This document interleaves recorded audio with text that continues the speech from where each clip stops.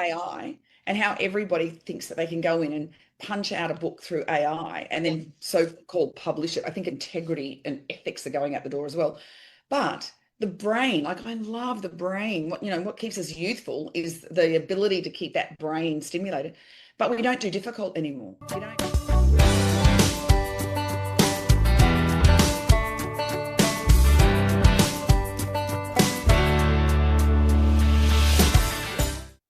Hello and welcome to Tuesday Chats. For those of you who have seen us before, you know that this is a half-hour or so conversation that is designed to just connect humans together, especially those who are in business. Today, I am so excited to have Terry Hawkins join me. Terry and I met for the first time a few years ago at a conference on the Gold Coast. And this woman is amazing. Like I was literally saying to her before, I could 100% fangirl over Terry. The stuff that I've learned from you when you've been on stage, the wisdom that you impart, I love it. I love your presence. It's, yes, like I said, absolutely could completely go fangirl on you. However, I feel like I would not do you justice if I actually tried to introduce you. So, Terry, would you please tell the people who are listening who you are and what you do? Oh, God. Okay, well, I'm going to do a worse job. And can I just say, you're so delightful to be around, Terry. So I was just saying to Terry before that I was watching a replay of when I first spoke at BX. I first spoke at the very first BX conference, and then I spoke again, I think it was like 2023 or something. And I saw you sitting at the front table and I loved it. I was like, oh my gosh, I know who that woman is. Anyway, so my background, look, it's been such a long background. I would call myself an education architect now. I started as a retail trainer. I always had I always say it's easier to stand still today and look back on your life and see the pattern. But, you stand here and you look forward and you go, what the hell, where am I going? Yep. But I feel like that my whole history has been education and developing and just learning and sharing. And I feel like that's what I do. When I learn something, I can't contain it. I have to then share it, especially if it had an impact on my life. I've written, a couple of books. Yeah, the usual stick. I'm Australian. I live in the States, but yeah. Yeah. The usual stick. Geez, listen to you, woman. The usual stick in my life is, yep, I had a couple of kids, helped my husband with the cattle place. That's the usual stick in my world where I grew up. So I love it. Well, I did have a couple of kids. I've got two beautiful boys and I've got two ex-husbands. I had a first husband very briefly. I think that's the best way to have a first husband is very briefly. And then, of course, the father of my two children. And yeah, the boys and I have been on our own for 22 years, I suppose. So I've been a single mum, business owner. Yeah, so it's been a long journey and lots of highs, lots of lows, but mainly and very entrepreneurial. But I'm not. Someone said to me on the weekend, I gave them the latest version of this book, and she said to me, "Oh, what was, did you have a defining moment which made you decide that you were going to do this path?" And it's so funny. And I said, no, never, ever have I ever had a defining moment to go, this is what I'm going to do. But it made me get clarity. And I said to her, I've always had this burning desire to serve, and I wouldn't have been able to articulate that when I first started in business because I was the most insecure, still am, insecure, shy, not shy, that's probably not the right word, very hesitant, self-conscious, all those sort of things. So, yeah. It's interesting, isn't it, how so many of us, like we've all got, not all of us, so many of us have a similar story, right? Like the whole, we are such experts at invalidating ourselves, and yet every one of us have got our own genius, and we share it, and and yet we still feel inadequate. Like it's an interest, like it's certainly, when you talk about, I would have never, ever picked you for being like uncomfortable in your skin. Like never. I don't think I'm uncomfortable in my skin. I feel like, sorry, I don't mean to correct you at all. That's okay. No, I want, like, the clarity is important. Yeah. Okay, so I feel like and all of it is our story, like all of it is our journey. And I feel like a lot of us think that, like the validation of others, and I feel like that comes from the judgment of others. And so most of my life has been teaching people about understanding rather than judging. Mm. And, many, many, many years ago, like I'm talking probably 35, 40 years ago, I would say be curious, not critical. If you're curious, it forces you to, but I had, and I think I shared this, in my presentation when I do pit and flip, and I talk about the fact that, and I don't tell my story because I don't say it in first person because it's too damaging to the brain. I do it in third person. But one of the things I had was warts. And so we were very poor. I had warts. It was a very abusive childhood. So all of those are visual stimulus for other people to Mm. compare themselves with you. So you become like a measuring stick. And then it's like, oh, well, I've never had that happen. And my family doesn't do that. And oh my gosh. And just the judgment, especially with the warts, because I had them like all over my face, down my legs, all this stuff. And so I got so used to people judging me. So it's quite ironic that I would pick or get into a profession where I'm constantly standing on stage at the mercy of audiences. So for me, I do it in spite of how I feel. Yeah. I had a guy come up to me. I spoke in Bangkok for Michael Hill like at the end of last year. And he was at the airport and he said to me, oh, look, I just want to talk to you. I've got social anxiety. And I said, look, don't we all? Stop putting a label on it. It's just your nervous system. And I said, we just did that on stage, with pit and flip and managing our nervous system. Yeah. So, I feel like we do, because it's not because we are inadequate or we are insecure or we live in a world that feeds and breeds off validation. And there's a great line I can't remember who the singer is, but it's don't get your motivation from validation. And I was Yeah. like, whoa. Yeah. So I feel like that's a lot of it is the culture that we've been raised in. It's interesting, isn't it? I was on a International Women's Day panel not very long ago with a collection of people from, there was Singapore, there's a lady from Jakarta, there was people like a whole bunch, lots, and quite a few ladies from India, and they were talking about how, we have to be perfect and we have to do this and we have to do that. And I'm like, and I 100% understand that that's the reality that they've been raised in. And it was very different for me, like that whole but the validation, how, like, what other people's perception of us, it's society does influence us so much. These ladies were talking about, like, I have to be a perfect human being, I have to be the perfect wife, and I'm like, that's your have to in your world because that's how you were raised and that's the society that you lived in. I happen to live in a separate section of society. It's interesting how all of that stuff impacts us so much as individuals from an environmental perspective, right? That, like, there's this beauty that, and this like this, we were talking about the difference between perfectionism and excellence, and that, that excellence is striving and comes from an empowering context, whereas perfection is never actually achievable. And so, you're doomed to fail before you even start if you aim for perfect. And yeah, it was interesting. Then that societal impact and how different people see. When we had the conversation, I'm not sure that these ladies could even like grasp the idea in that moment of in their nervous system.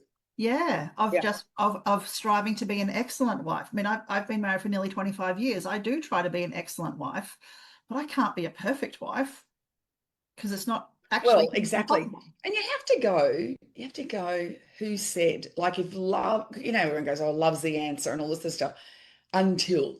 There's always an until, yeah.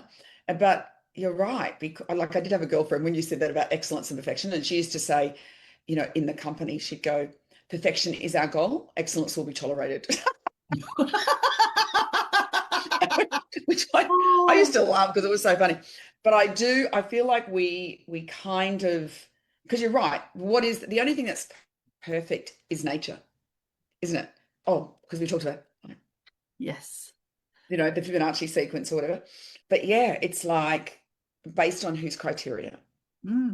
Yeah. So you're right. And it is in our nervous system, because I'm doing this whole thing at the moment about nervous system management. And because I talk a lot about chemical reactions and have done for years, and that we get hijacked by our chemical reactions, but our nervous system, because the personal growth industry for a long time talked about things like, everyone will go, hang on, let me just bring it in. Our thoughts create our feelings, and our feelings create our actions, and our actions create our identity. And people will just keep regurgitating that. My thing was like, well, and I've never truly, it never truly felt right, even though flip, is see, say, feel, do, be, and, thoughts and so forth. But it's our nervous system at first, because for me, like you said before, like all the times on stage, all the validation, or I've received more positive validation and some really ugly stuff, but more positive validation and beautiful emotional support than most people on the planet will ever in multiple lifetimes. But so it's where does that come from? Like, why do I still feel that? And it's nervous system, and the nervous system is locked in very early on, so from 0 to 7, for example, that's when the belief systems are formed. That's nervous system energy. And that nervous system energy you can take that with you. It can be anything, for the rest of our life. And I feel like especially with this current generation, I'm on a roll now, this current generation where, I've written or in the process of writing a book called Perfect Storm. And I studied the 7-year cycles. I love Rudolf Steiner, 7-year cycles, 0 to 7, 7 to 14, 14 to 21. They all have right through to 84, I think he goes to 83. They all have significant symbolic meaning for us. And so I took the 7-year cycles and I laid it over from 1990 to now, because I kept seeing all of these patterns starting to emerge. And so way back when everyone talks about it now, where everyone gets a trophy and there's a participation award, but that at the same time, we then changed the schooling system from percentages to competency. So all these things lined up. There were 22 markers, and social media and a virtual identity hit around. It was in the second 7-year cycle, and I was like, oh my lordy. So now we have an entire generation who they don't have a nervous system that can contain discomfort, feedback, anything so they project it out. And then, because people go, why we've got an epidemic of, anxiety and panic attacks and depression or whatever. And I feel like a lot of it has to do with the fact that these poor kids were never given the chance to, like when, like my age, you'd be sent to your room. You wouldn't just be sent to your room just with words. You'd also get a bit of a, but you had to sit in it. Mm-hmm. And you had to sit with how you felt, and so you made friends with or became familiar with those feelings. And I feel like I was saying to someone the other day about retail, because I've done a lot of retail training. That would probably be the biggest area that I've done, retail transformation, with massive brands. And I said to someone, we're living in a very different world now. So we've got the kids stay the same age. Yeah, they all join retail around 20, let's say 2030. But they don't come with the same wisdom, growth, childhood upbringing. Yeah. So I said, we have to add a whole nother layer to developing them. We can't just and now people are investing in developing people. So it's a bit of a perfect storm. Oh, that could be the name of a good book. It could be. Somebody just needs to actually write it and get it out there so we can share this wisdom. I know, finish it, yeah. I've actually never written an entire book. I've been a part of 2 co-authored books, and oh, good for you. Yeah. Oh, look, very grateful. It was an experience. One of them, that's a whole nother conversation. But yes, but it's around the same thing, though, Terry. Because if you think about writing. So it's difficult. It's a difficult journey to write. So then you look at AI and how everybody thinks that they can go in and punch out a book through AI and then so-called publish it. I think integrity and ethics are going out the door as well. But the brain, like I love the brain. What keeps us youthful is the ability to keep that brain stimulated. But we don't do difficult anymore. We don't challenge it. We don't get confused anymore. It's like so sad. Yeah. I was at co-authoring 2 books is amazing. Thank you. I appreciate that. Says she who's written how many books now? Oh no, I've got 4 versions of the same book. Okay. And then I've written 5 children's books. I have your book sitting right here, actually. Oh, the new one? The new one. I love it. With 70 extra pages. It's not, anyway, it's personalized. Thank you. I love it.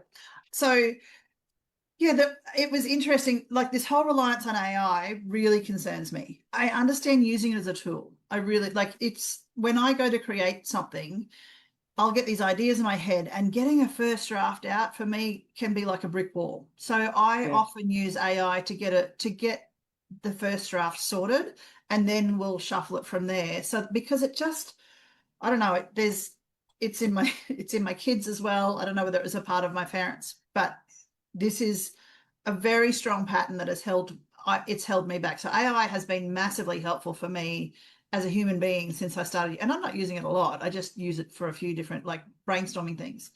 But I was at this really phenomenal program last year in Phuket and we had one of the things that we had to do each day was we had an exercise group, and the exercise group needed to create, we had read a book before we got there, and we had to create a mind map of each of the chapters. How fantastic. I love it. So good. And every That's single retrieval. day. That's retrieval. Yeah, completely. But every single day, because also it had to be agreed on by the group. So there's this whole thing about the whole group formation process, and holy smokes, we absolutely refined that whole storming section of the storming. I know, right? You know, the forming, storming, norming, performing. Yeah. Yeah. We nailed the storming section. But it was But really, isn't that great? Because you've got to argue your point, don't you? It makes you really get clarity around your own views. it was, 100%. But and to be able to articulate that so that you could then Yeah. and listen actively enough to the other people, because, you know, when I decide to get something in my head, it's kind of hard to change my opinion. But for me to get to the point where I would stop and listen, I'm the first one to say I am pig-headed. Well, I feel like because we're, and that's just the temperaments, whether like I call it B, behavioral, disc or red or whatever. Yeah. It's because we usually do like we're very, very clear. We make decisions very, very quickly. You and I are the same. But I'm the same because I want a great result. Yes. So if you want a great result, you'll pull it, you'll be going this way, but this might work better. All right, then. Yeah. And let's go.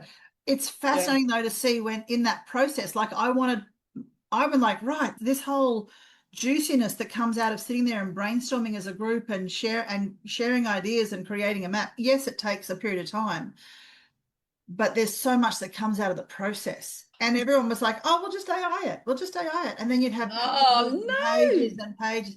And we ended up with this balance that became really functional. But it was really interesting at the beginning. Like everybody's solution was, let's just chuck it through AI, it was really interesting to watch, because these are all like we're addicted to easy. I feel like this light's about to blow. And then all my good lighting, you'll see what I really look like. But what's interesting is because it's easy. And so if you look at our society, if I don't feel well, I'll take a pill. If I don't feel this, I'll just do this. Like we want the easy path, but difficult. I remember going to China. I'm going to do an accent. Someone said to me, like when you do an accent, it's racist. I go, racism is an intent. Like I could do an English accent and no one would say boo. So I go to China, Beijing, the Great Wall of China. And she goes, so we have the difficult path and the more difficult path. and I thought, that's life. Yeah. We should be choosing between difficult and more difficult, because it's in that difficult, like the retrieval system is actually one of the best ways to get the brain to really be stimulated. People wonder why they're depressed. And I go, because you're not giving your brain a workout. Like if I'm learning something, I feel so much more optimistic and happy and joyful in my life, as opposed to doom scrolling. And also, anyway, I've got my own thoughts on AI. I know AI is here to stay, and I realize it's going to take over a lot of jobs, but I go, the best thing that you can do is have human connection and interaction as your muscle. Yeah. And how do you do that? You become much more nimble and you work hard at things like that. Like the reason we put into AI, because we're not going to have this conflict and this, but having conflict is part of the human psyche. Yes. We're meant to have conflict because it's through the conflict that we get a third opinion, a different way of looking at it. Like you said, it forced me to pause and truly listen. And who's to say AI is right anyway? Exactly. I love technology. I've got a technology company, and I've got a couple of technology applications that I'm building, and an AI agent. So I'm not anti-AI at all. I just feel like we're so easily seduced. Look at social media. Even to this day, we knew years and years ago, well over a decade ago, the damage that it would cause, and no one did anything. Like, even look at the monopoly. Like, Meta owns the three top Yeah. social media platforms, and we all go, all right then. Yep. Like, I'm like, seriously. Anyway, get on a bit of a rant, unfortunately. I get it 100%. The human connection and the challenge that comes from human connection, like when you have, like, that's where the growth sits. That's what I love. Like, And you see yourself. yeah. You don't see yourself when everyone's happy. Like, that's my map of me. That's the whole, when you bring in all the pieces. And I say to the kids all the time, my two boys, that when you're in a relationship with someone, and I don't know if I've said this to them specifically. I know I've said it on stage. You don't get in a marriage to be happy, and all the married people laugh, because it's like, damn, I didn't read that on the side of the label. But we get into a relationship, and here I am single, so I'm giving all the relationship advice, but we get into a relationship because we choose someone who's going to hold our hand in the heat, that they're going to love us enough even when our ugliest shadow comes up.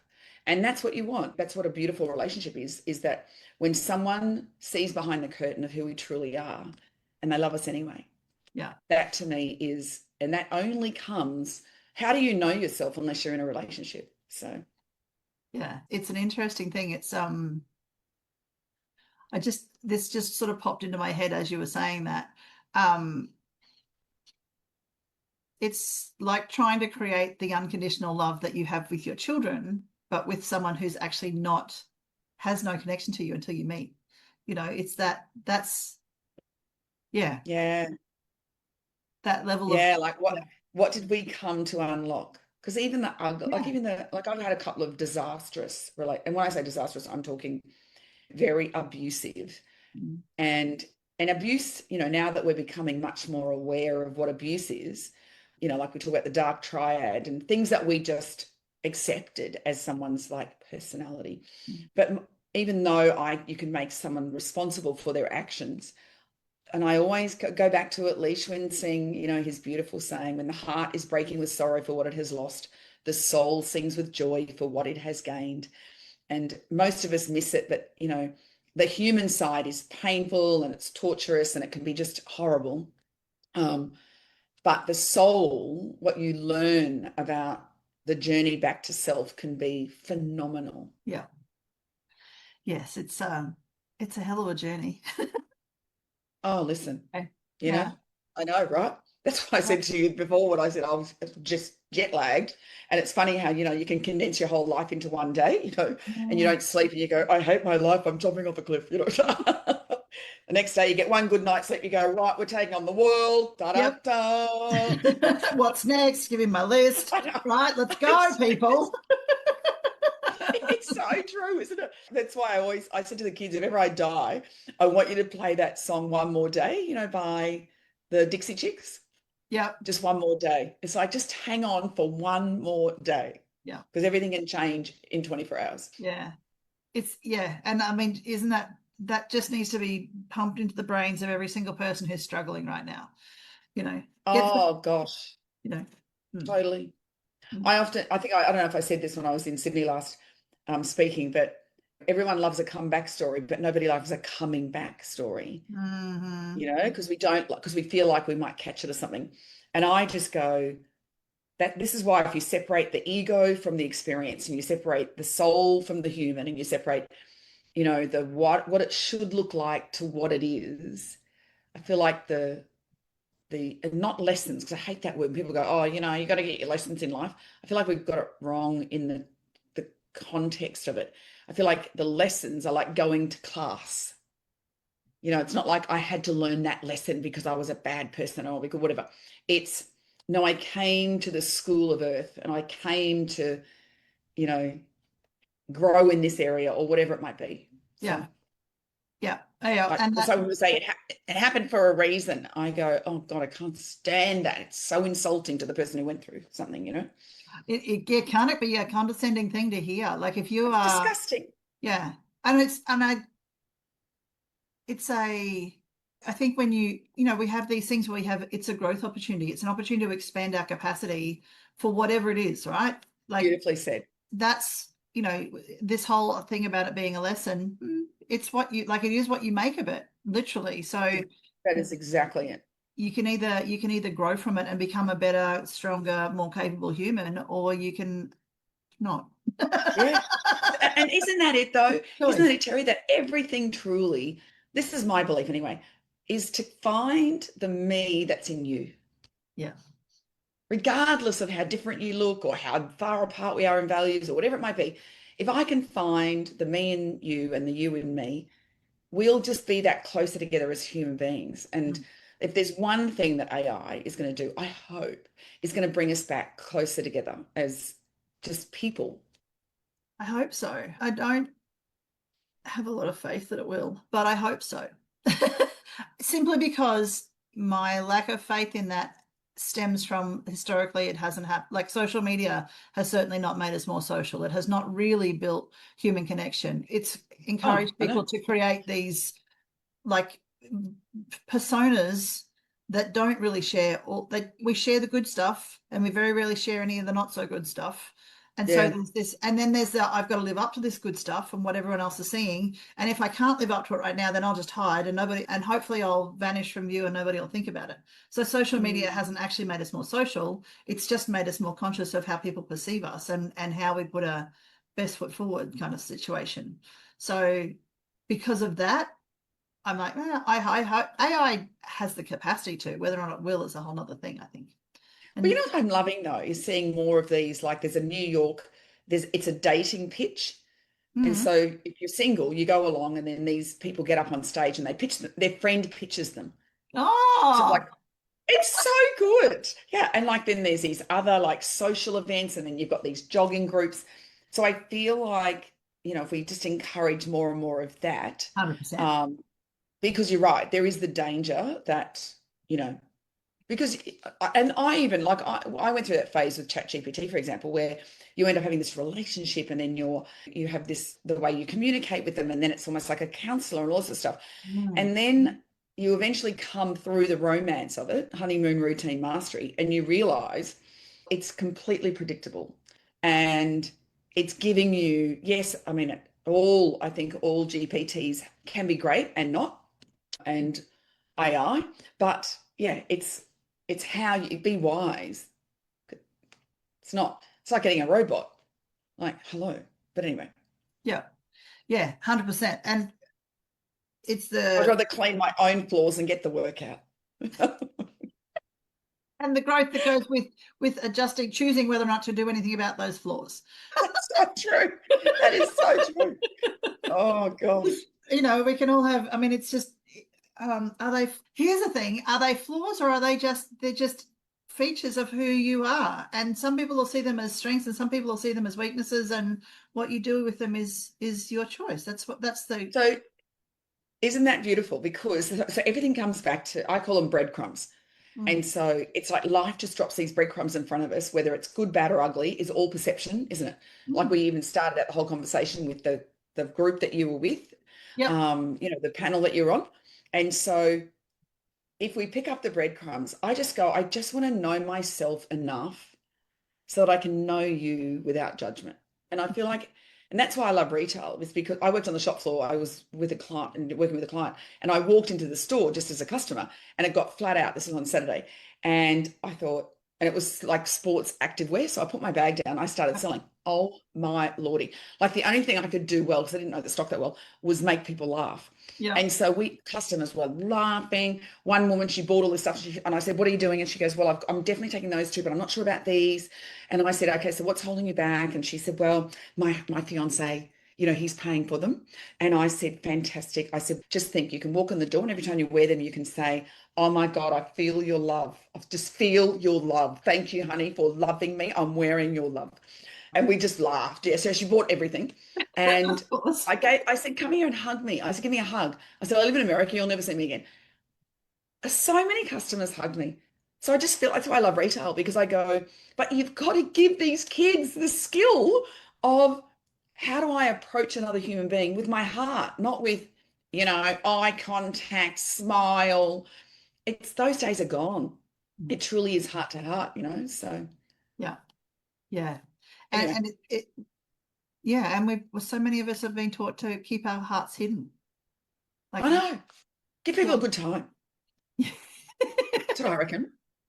Yeah, make them laugh, and Make them laugh. Woo! we can't laugh together unless we share, like, unless we open our hearts. It's Exactly, because you need a lot of trust to laugh. And one of my favorite lines is the shortest distance between two people is laughter. Mm. And nothing, if there's one thing that gives me the greatest sense of love and support is when I see people laugh. Like if I can make someone laugh, it's a drug for me. Seriously, like I just want to be funnier and then they laugh more and then I get funnier. And it just, and when you hear a whole crowd laughing, like I shared my most embarrassing moment with a group it was a leadership, more intimate group, leadership training. And one of the girls was buckled. Now, she was very dry for the first 2 days, very like, didn't smile a lot, the whole thing. Not that she wasn't happy, it's just that she was Yeah. very non-responsive. She was buckled over laughing. So because she was laughing so much, that made us laugh even more. And Yeah. I said to them, remember those days? Do you remember the laugh bags? Do you remember you buy like it was a bag and you'd lift the lid and it would go and Oh, then you'd really? shut it? Yeah. I And don't have a someone memory needs of to that. bring it back. Yeah, they were Yeah. so good. So it would make you laugh Yeah. because laughter is just, I used to do it years ago where I would start laughing in training. I'd just start laughing. And then eventually people would start laughing. And then we all would, because it's addictive. Yeah. And I remember one guy he goes, oh, that's just ridiculous. Like, what are you laughing at? You've got nothing to laugh at. I thought, yeah, said you misery guts. But I said, isn't that funny? Isn't it funny that we have to have a reason Yeah. to just have fun, to Yeah. just be silly? You Yeah. know, crazy. Yeah. It's actually when I just had a memory pop up. Late yesterday, I had a conversation with my younger brother. So there's 6 years between us. And when we were younger adults, before we all got serious and had families and all this other stuff, we would hang out together and have the best time. And we would get into these laughing fits where we would just, I'd laugh, he'd laugh because I was laughing, I'd laugh because he was laughing, and we just get Yes. into this spiral of, it was just the most fun, silly stuff. And Beautiful. I haven't done it for such a long time. Oh, it's That so good for the connection. soul, isn't it? It's Yeah. like that friend, when you send them a message and Yeah. like you might, and then it's funny. That's why I Yeah. talk about what I say to companies about outsourcing email because there's no memory. So you don't remember. Like I get it if you're marketing and that sort of stuff, but not for intimate, like relationship Yeah. emails. But when you start to text them and then you all know that person so well that they've started laughing. Yes. They've started laughing, yeah? And then you Yeah. see the bubbles, and then Yes. you start laughing because you know that they're going to come, that whole, it's Yeah. just, oh my gosh, it's priceless. It's just so priceless. Yeah. Yeah, absolutely. You know how before I hopped on here, I told you how I've got 6 key words that I use to guide Yeah. our conversation across half an hour or so. We've gone through number one. Well, that's the story of my life. That is so funny. I love We'll it. have No, to have well, series 2, 3, 4, and 5. well, What was the word? What was the word? well, the first word is who, as in who are you, right? And here's where we've ended up. Oh my I gosh. love What, this. what I were the love other this. 5? I love this. Well, this is what I'm gonna like. I'm like, okay, I might actually try and bring this back on track to where I kind of hope to direct these conversations. What I want to ask you is, what is it that you love the most about what you get to do? Oh, well, I would have to say, apart from learning, because I live for learning, like Mm. if I didn't learn and then share that learning, part of me would die, I think, is the laughter. Yeah. Like there's nothing more beautiful than an entire audience just having that spontaneous burst of laughter. I Hmm. swear there's nothing better than on the Yeah. planet. Yeah. Maybe one other thing, but we won't go there. In work, we're talking about work here. I was talking about eating Oh, cake. yeah. Okay. All right. Yep. So, okay. So then, what is it that you dislike the most? The nervous system. Oh, that's such a good question. The nervous system chemical reaction where I want to pass out for the first say 5 or 10 minutes. Mm. That's Yep. I really do dislike that. Mm. And jet lag. What do you do? How do you manage that? Like you've got the massive, okay.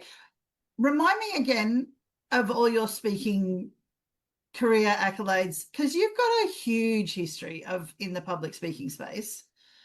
How Yeah, do so I, I was Australia's most booked female speaker for many years. I was a Speaker Hall of Fame, Educator of the Year in 2010. I've got a whole bunch of awards, Hmm, but that still yeah, doesn't remove that feeling at the start, you know? yes. But So how do you, am I right in assuming that it's diminished since you actually started though? Really? no, So, no, it would be about the same. Depends on the audience too, because I do sense the audience, that laughter again. The quicker mm, they laugh, the more I relax. But some audiences don't, and then can tell you that it changed their life, you know. And I go, which bit? Because you were flatlining the whole time, honey.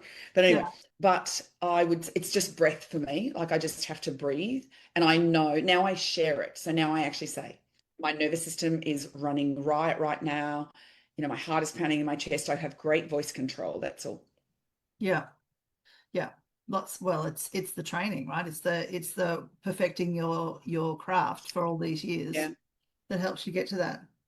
That's Just got to yeah, have a rock solid opening. Like Ron Tacky, he's gone to the ethers now. Beautiful man. Really got me on the speaking circuit.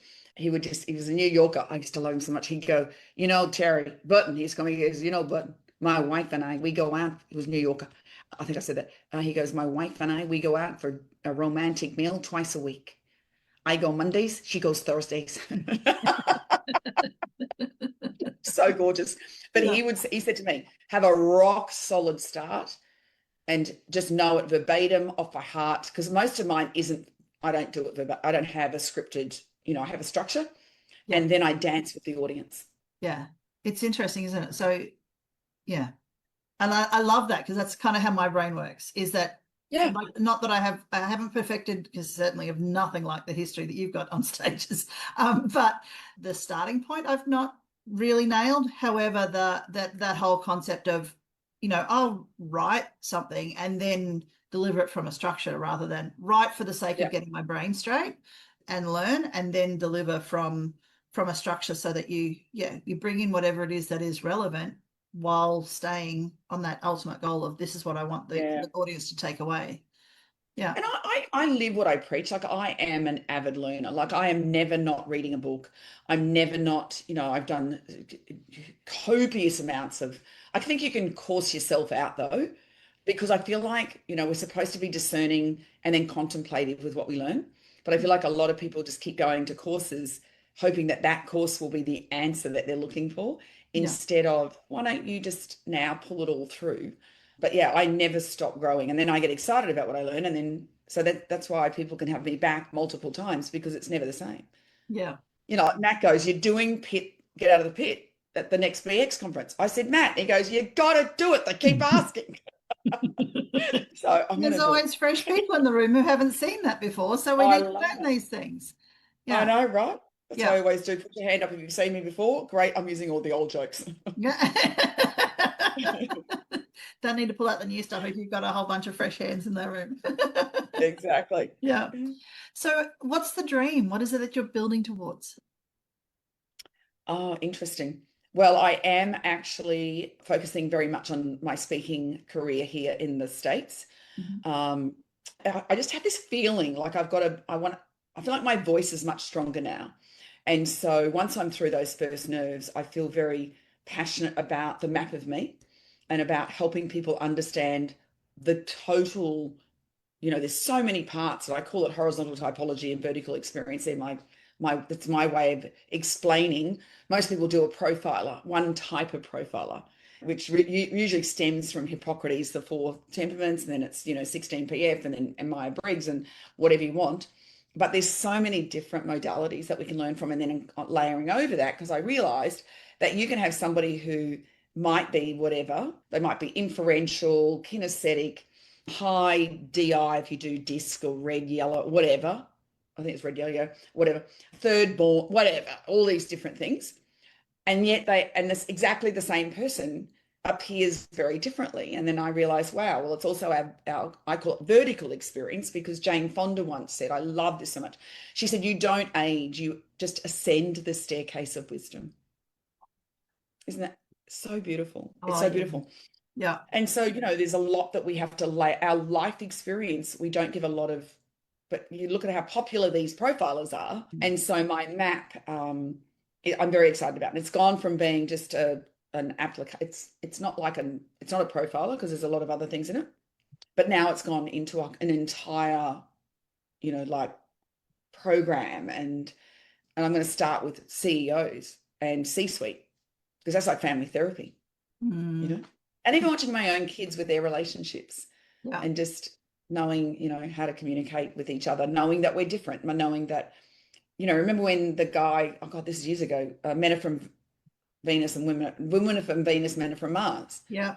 And that was such a hit because it resonated with just the male female dynamic. Yeah. So, yeah, just bringing people closer together. Yeah, I think they're my big dreams, are just to have the map of me be something really significant and help people as they journey through life, not to do the work for them, but to maybe put a little bit of light on the path. Yeah. Speaking, I really want to command massive audiences over here. Yeah, so that, who knows? I'm excited to watch it happen and be cheering Um, you from over here, given that I'm on the opposite side Thank of the you. world now. Yeah, well, I'm there like 6 months of the year, so Yeah. It fascinates me to see, actually. I mean, I know having like the population difference in Australia to the US oh, is phenomenal, but to see how big the speaking industry is in the US is phenomenal. it's You know, interesting though, because I often say it's a very different, in Australia, we're small enough that if you're good, you'll just pop to the top very quickly, yes. because there's not a huge amount of choice. And whereas it scales like everything. Like you have the people who have just got the trifecta, and they just, that top echelon that get all the work, the majority of the work. And then you have the lower tiers and so forth. And it's not judgment, it's just, it is what it is. In America, I feel like there's so many on the circuit, I can't stand saying that, but Mm. everybody's in the pool, and not everybody is an Olympian swimmer, but you can't tell the Olympians because they're weighted down with so many others. So it is interesting. It's an interesting dynamic. In Australia, you can probably market yourself quite easily over there, whereas in America, it's very bureau dependent. But I'm kind of sort of wanting to challenge that a little bit and just see, not that, I mean, I love bureaus, but I want to see also what can you do using AI and just other ways to get your name out there instead of just like Facebook ads and all this sort of stuff. Yeah. Yeah, it'll be an interesting journey. Yeah. I'll be, yeah, really keen to learn what that what that looks like, what that ends up looking like for you, and Yeah. see how that can be translated. Because also too, so why the focus on the US as opposed to other parts of the, I mean, yes, I know that your kids are there, etc., but Oh, do it's a you great want question. to speak internationally as well? Like, yes, you come back Yeah, to Australia, but other parts of the world also? love to. Because it's interesting. So Australians have a very intellectual humor. When I say that, there's probably a better word, but our humor is very different to the States. Whereas in America, someone said to me, it's quite slapstick. Yeah. Whereas we're quite sarcastic. Not that I ever I'm never sarcastic, or my humor is never about people, but that's one of my strengths, is my humor in amongst the other things. I spoke in Saudi Arabia, in Bahrain, many years ago. I actually got a message from a girl on Instagram saying her brother had bought my book because it was translated into Arabic. Can you believe it? That's Spanish, Arabic, and Japanese. I know, it was so crazy. wow. Not this book, the previous version. And so I went to Bahrain, and for the Al Ottman Group, and they had whatever 6,000, 7,000 staff, and I was speaking to 30 of their senior leaders. So they're all men, all dressed in the beautiful, Mm. Arab dress. And there was a really big guy in the front row, right? And his name was Huni. And I was terrified. Everyone terrified me, like, oh my gosh, you got to do this and don't use that. And so I was on stage and I said, oh, how do I pronounce your name? And he goes, you can call me honey. My humor's just too quick. And I said, well, you can call me gorgeous. And I thought, when it comes out and you go, like too late. And he goes, more. And the whole place just burst out laughing. We had the best time. That's It was awesome. amazing. Yeah, so I do like Arab countries. I've got to say though, my girlfriend over here, she was in a girl band many, many years ago. This is just a funny story. And so she goes to, they're in Saudi Arabia somewhere, and they sang for the prince, and they're talking to them afterwards, and he's with one of his wives. Yeah. And so Kat goes, oh my gosh, she goes, I love your earrings, to the wife. Yeah. And the prince goes, earrings. So she takes off her earrings and gives them to Kat. And Kat goes, I love your television. She's so funny. Yeah. Oh my God. I said, what did he do? She goes, nothing. He just looked at me and then looked at someone else. I said, I would have said, I like your brother. Your castle, like the I private know, jets. right? I know. So I know, exactly. So funny. Isn't that So yeah, I'm fascinating? open to anywhere. I think because the kids have grown up. Harrison's moved out. He was the last one to move out from home, and I've traveled my entire life, but I would love to, just go and keep traveling with my career, and spend more time with them. I think that's a big dream for me too. Yeah. Yeah. I love that. Love that. One last question before we finish up. When people think of you, what do you want them to take away as like a key thought, memory, something that helps them move forwards? Hmm. Well, the first thought that came to mind was, well, my book, There Are Only Two Times in Life, Now and Too Late. But the other one was that it's all meant to be. Like, life is perfect. We just don't know right now. It's like me with my life. It's like my life is certainly not where I thought it would be right now, but I keep telling myself it's okay. Yeah. It's all part of just keep picking up the breadcrumbs. And one day you'll have a whole loaf of bread. And hopefully that'll be called a life. I love that. Yeah. Isn't it interesting how when we look back and we realize how many of those breadcrumbs we picked up and how many of them were actually relevant to where we happen to be today? Oh my gosh, completely, completely. Like I stay with this family, and I feel so blessed right now. Like I've got two beautiful boys. They're good men. I'm so proud of them. They have the most beautiful girlfriends. Like I love their girlfriends. And then when I go back, because of my situation, like how I lost everything and, lost my entire company, almost my entire business identity to this lunatic. But anyway, I stay with Matt and his family. And over the last few years, I have grown so in love with them. Like they're part of my heart. And it's funny because, and their mum, like Meg's mum is just so beautiful. The whole family is just amazing, like their extended family. And they make me feel like I'm part of the family. Like even one of the little kids, the cousins, the nephews, like he was like 5, and they were saying, whose next birthday is it in the family? And they're all sort of discussing it. And he goes, when's Terry's? So I'm like, oh, no. Like saying I'm part of the family. Yeah. That would never have happened. And perhaps in that whole process with them, there was some healing.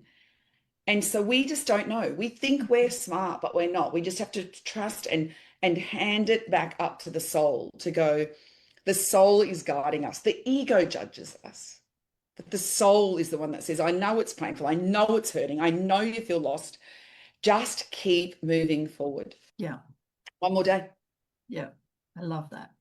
Love that so much. You're gorgeous, Terry. You're gorgeous. Thank you. Tuesdays with Terry. Tuesday chats. Tuesday chats. I know, but I'm thinking, forget about what's his name? Tuesdays with Maury. Maury. It's Tuesday with Tessa. No, I love doing Tuesday chats. I love just being able to have a conversation with other business owners and understand, who they are, where they've come from, how you get a better understanding of how you think, where you're going. Because ultimately what I want is for these conversations is to show other people what's possible. Can I give you an insight about how you interview? Please do. So you are one of the best interviewers that I've experienced, because I feel like, especially if you are also in a role that is giving of information, giving of education, that sort of thing, like you are. And I feel like they forget which side of the fence they're on.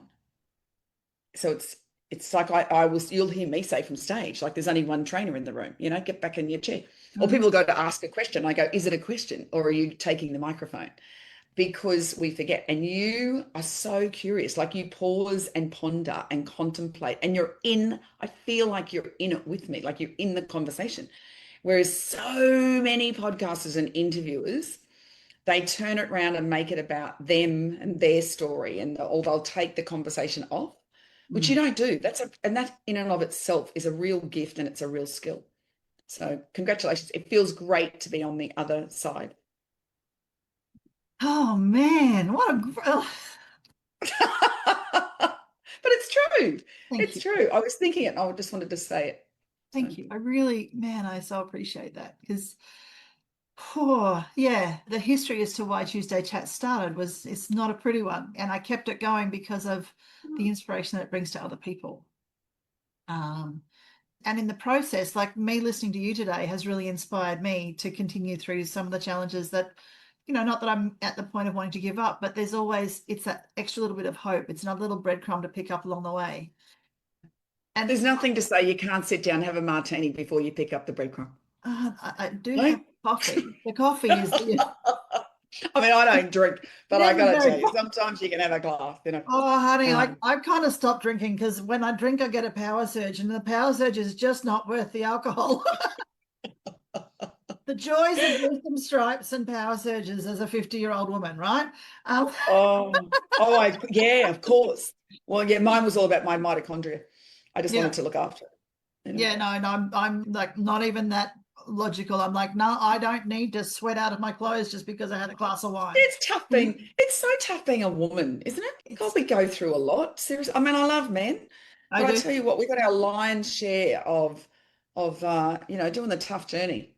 I heard on a I have not actually looked at the validity of this, but I heard somebody on a reel this week say that the hormonal cycle that a woman goes through every month would take one man 127 years to go through the same range of hormonal changes. I'm like I said, I have not checked this. I have not fact checked it, but I'm like, well, it sounds about right, to be honest. Well, But I having know. said that, I know you've got your heartbeat, My little, right? yeah. I don't want to be flatlined like a bloke either. Well, you know what? And that's what I often say about women. Our job is to, women get it so confused and so mixed up. And there's so many men. I feel like men have lost their masculinity because we destroyed it. Like we have to, and I'm not talking about being wussy and all that sort of stuff, but a lot of the what I don't know what you'd call them, but like men, when they say men walk, the woman is supposed to walk 3 feet behind the man. And most of the time, people don't realize, like, oh, no, because they're so ill-informed. And that's so that he gets the bullets, Yeah. like there to protect us. And, the masculine and the feminine are they're both essential. But I Mm. feel like we get very confused as to, Mm. it's funny because I got a friend of mine, he's beautiful, Sterling Hawkins, he's just gorgeous. We've both got the last surname. I said we could always get married if you were 10 years younger and I was, no, if you were 10 years older and I was 10 years younger, but anyway, just beautiful. But he was going to he takes leaders away on these camps. And he said, oh, a lot of women were asking me to take them away for, for the feminine. And he goes, but I don't know if I'm the right person. Like I'm a guy. And I went, honey, who do you think brings out the feminine more in us? Mm-hmm. Not another woman, Mm-hmm. a man. The masculine brings out the feminine and the Yeah. feminine brings out the masculine. It's, I feel like we just don't understand it enough from a symbolic point of view. We're so busy reacting. We live in such a reactionary state right now instead of Yeah. just contemplating. Yeah, it's beautiful. But yeah, men, you can't live with them. That's about it. I'm kidding. I'm kidding. Oh, I said Disagree that that to you Dobby. can't live with them. We all live with them. That's It's actually a about how male's joke. closely you live with them. Yeah, true. Like I was surrounded by male energy. No, it's a joke where men would go, women, you can't live with them. And then that's all they say. Yeah. It's so funny. So funny. Yeah, it's fascinating. So it's really interesting. I've been really sort of unpacking that whole masculine, feminine, and the valuing of the masculine energy. Like my husband walks, he's 6 foot. Like I don't even know how to, I think I'm 5'7". We're the same height. Are you 5'7"? I can't Yeah, remember. 5'7". Yeah. So my husband's just under 6'6". I fit underneath his chin. It's lovely because I like feeling protected. Yes. And he does, like, even just standing beside him, I feel protected, whether he's choosing to, like, whether there's a threat there or not, it doesn't matter. But when we walk down a footpath together, he stands on the vehicle side and I walk on the building side. And that's come from a protection thing that happened. It's what he does. He will literally, he will always sit. We go to a restaurant. He sits with his back to the corner and watches the door. Right? And you would not say, and this is the interesting thing, because we're both very strong. And this is why I feel like when we understand our map, we can stop judging each other and understand that masculine and feminine is, it's in their own right, those energies, because we're both high, D, red, whatever. Yeah. Well, there's only 11% of the population in that category. 3% are women. So if you have an ill-informed, we'll just say ill-informed, I was going to say uneducated, but ill-informed male or masculine, and even women can do this. So if they're on the more feminine side, we're on the masculine side of the board, which is action, results, movement, fast pace, whether you're male or female. I always say I'm a boy girl. Yeah. And that's why I have to really make sure that I look feminine so that I soften, in some part. But when you don't know, people will say, "Oh, she's a bit much. Oh, she's full on." Oh, and I go, "Oh, yeah, you're right." To a wuss like you. So then it becomes name calling, doesn't it? Yeah. Instead of, well, the gentleness in you is attracted to the strength in me, and the vulnerable in me is attracted to the strength in you. So just getting to understand each other is like, it's crazy. I love that. I love that you have that ability to be vulnerable with such a strong man, because you are I hate the word strong, but you have a very powerful presence as a human. Yeah. It's very, very cool. Yeah. It's like Harrison. Harrison's like 6'1" or something, and Yeah. his girlfriend is 4'11". Oh, wow. The same thing. Yeah, like she just tucks right in under. It's just beautiful. It's so lovely. Yeah. Yeah, that's so. But she is feisty. Like she's 10 foot tall if she needs to be, which I love. Yeah, I love it. Yeah. Yeah, it's the way the physical relates to the energetic side of a relationship it fascinates me. Yeah, it's a really interesting thing to understand and to observe, like to watch one of the women who are here in Australia who I like, similar energy to me, powerhouse woman, so successful, creating such massive waves. And you see her, and then when she's actually talking to her husband, it's like she turns to jelly. It's really beautiful to watch. It's so beautiful because in that relationship, she's he is such a support, and she is so held. And then she's like, on the stage, front of the room, massively powerful energy. It's amazing. Oh my gosh. Yeah. I so relate to that. That is exactly me. Like I become quite submissive in a relationship because it's heavy energy. You want to sometimes just come and lay it down. Yeah. Or at home, like I'm a real homebody, and I love loving on my family and cooking and doing all of these. Oh, that's so beautiful that she can rest in him. Yeah. And beautiful. can literally, like, obviously, I mean, yes, I'm very much on the outside. These are people that I observe in a public space, but to see how she can ask for anything, and he's like, "Yep, no problems," and just goes and solves it. Or see, like no either he ego. does or she does. Yeah, just I'm here to serve. It's the way it works for them. Yeah, and isn't it like in my book? I think it's in this version, but I always say, anyway, there's a whole story of how I, started saying this, but it's like, how do you, I always say, just ask people, how do you know you love me? Like I always say to the kids, how do you know mummy loves you? Yeah. And then I remember Harrison saying when I first asked him, and I said, how do you know mummy loves you? I started when he was about 5, and he would go, I don't know, stop asking me. Like, I was like, all right. And then one day I said, how do you know Mummy loves you? And he goes, when you sit and watch me play on the computer, like computer games.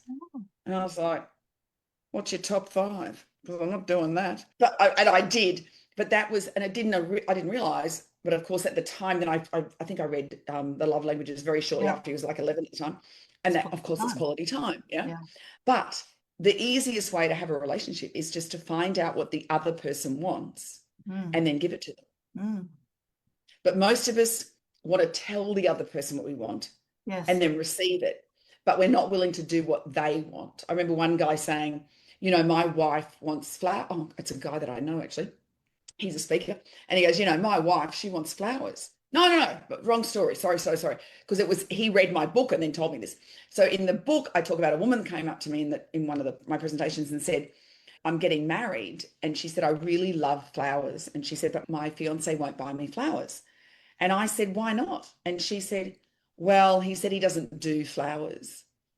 And I went, oh, interesting. I said, well, why don't you tell him the shop is shut until we see some flowers in the vase over there? And she burst out laughing.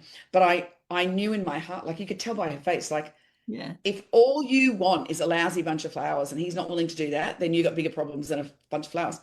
And that's when this guy read the book and he goes, yeah, look, my wife wants flowers, but I won't buy them for her. And I said, why? And he goes, because I know that she'll know that I just bought them because she asked. I said, isn't that a good enough reason, honey? Does it have to be the big dramatic surprise? If she wants it, give it to her. If he wants it, give it to him. Seriously, if you both do it, like it takes both. Yeah. And I know that I'm, divorced and so forth, but I go, it can't be one-sided. It has to be double-sided. It's an energy exchange. Yeah. And divorce is such a, like my parents both have been divorced more than once. There's so much that you learn from the process of, like, how many people have said that you can't be truly successful until you've gone bankrupt, right? From a financial perspective. Isn't divorce the equivalent of a marriage bankruptcy, right? How much have you learned from that process in terms unless you stick around. So unless you hold on, some relationships, I think, when it's a massive values, it's hard to come back from like deceit, deception, those sort of things. Yeah. And my journey was very much, I tracked it back to my father. And so, but I can't believe I'm showing this on screen, but anyway, will I share it? Yeah, well. So no, I'm not going to do it. So I did a therapy recently because I knew that there was stuff locked inside of me that I know I've done all the therapies, I've done all the certifications, like I have done enough to manage and work through what I knew consciously of. There's some stuff you don't know, like 0 to 4, 3 to 4, whatever. Anyway, did this therapy, it was amazing. And then it just sort of opened, like I literally could see, and then I started to track it back. So my ex-business partner, and it was that triad. It was the dark triad, which is the narcissist, Machiavellian, and sociopath. And so when you put the 3 together, it's a very toxic trio. Like it's shocking, but so many relationships are based on that. Because if you come from, so what's the attraction to that is a very, like a child who comes from a very abusive childhood. They have a carer mentality. You would do something wrong, dad would beat you, then he'd make you go and sit on his lap. So you'd have beating, love. So now the brain, the nervous system anchors abuse to love. Yeah. So I have this shock, and that's where the attraction comes in. Because people say, oh, he's not like that with me. And I go, well, of course he's not. You know him from a business relationship or whatever. So there was him. And then I went, and I looked at my husband. And even though he wasn't as extreme as my business partner, but he still had the same nasty gaslighting, just traits where I was the breadwinner, the whole thing. And then I went back to my father. I had 2 amazing relationships in my 20s for 3.5 years, both beautiful, gentle, gorgeous men. I got back to my dad and I was like, oh my God. So this has been in my nervous system. So I'm hoping I will know the next relationship that I attract, whether it's out of my nervous system. But I tell you what, I'm going with my eyes wide open because now I can recognize it. I swear I could not recognize it. Even in my marriage, we had a really close friend and he would say, I can't come over anymore because I can't handle the way he speaks to you. And I would go, what? Like my nervous system was so used to that type of cruelty that it never occurred to me. Yeah. So crazy, isn't it? It's like Yeah. with my ex-business partner. Why didn't you leave? I didn't know how to. Did not know how to walk away. This bravado, brave, big woman did not know how to go.